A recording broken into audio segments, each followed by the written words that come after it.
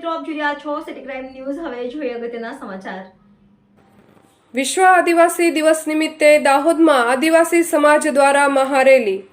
આજના 9 ઓગસ્ટ રોજ વિશ્વ આદિવાસી નિમિત્ત દિવસની ઉજવણીના ભાગરૂપે દાહોદ જિલ્લા આદિવાસી સમાજ દ્વારા દાહોદ જિલ્લાના ગરબાડા, ફતેપુરા, લીમખેડા મુકામે તથા દાહોદમાં રેલીનું આયોજન કરવામાં આવ્યું હતું, જેમાં વહીવટીતંત્ર દ્વારા વિવિધ કાર્યક્રમોનું પણ આયોજન કરવામાં આવ્યું હતું, જેમાં દાહોદ ખાતે મહારેલીનું આયોજન કરવામાં આવ્યું હતું, જેમાં આદિવાસી સંસ્કૃતિની વિવિધ ઝાંખીઓનું પ્રદર્શન કરવામાં આવ્યું હતું।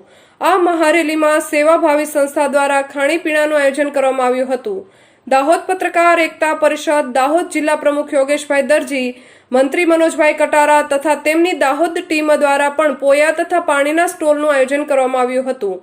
આ રેલીમાં 50,000 કરતાં પણ વધુ આદિવાસી સમાજના વડીલો, ભાઈઓ, બહેનો પોતાના પરંપરાગત રીતના પહેરવેશ તથા તેમના પરંપરાગત રીતના વાજિંત્ર, વાંસળી, ઢોલ, નગારા સાથે આદિવાસી નૃત્ય સાથે આદિવાસીની ઓળખ સમાની વિવિધ પ્રકારની ઝાંખીઓનું પણ પ્રદર્શન કરવામાં આવ્યું હતું, જેમાં પ્રથમ રેલી નવજીવન આર્ટ્સ કોલેજથી નીકળી bus station Swami Vivekananda circle 4 થાંભલા થઈ બિરસા મુંડા સર્કલ, બીજી રેલી ગોધરા રોડ તળાવ ચોક હુસેની મસ્જિદ થઈ બિરસા મુંડા સર્કલ પર, આ બંને રેલી એક મહારેલી બિરસા મુંડા સર્કલ પરથી માણેક ચોક નગરપાલિકા ચોક જૂની કોટ રોડ પર થઈને તાલુકા પંચાયત સામે આદિજાતિ ભવન ખાતે આ મહારેલી પૂર્ણ થઈ હતી।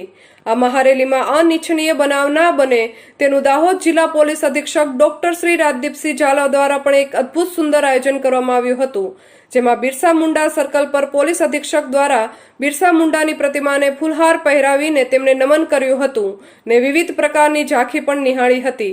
રિપોર્ટર યોગેશ દરજી, સિટી ક્રાઇમ ન્યૂઝ, દાહોદ।